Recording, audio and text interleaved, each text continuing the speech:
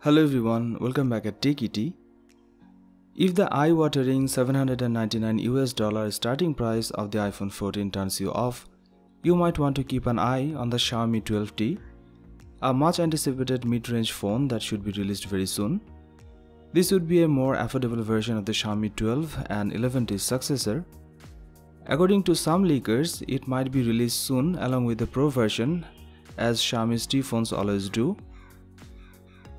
So far, leaks suggest that the phone may sport a high-resolution 200-megapixel back camera similar to the newly introduced Motorola Edge 30 Ultra, but beyond that, we are anticipating a smartphone identical to the previous iterations, perhaps with minor updates and adjustments here and there.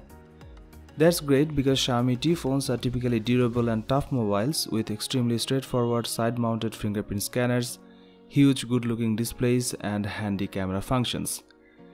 The nicest aspect will most likely be the pricing, since these phones lie squarely in the midst of the mid-range market.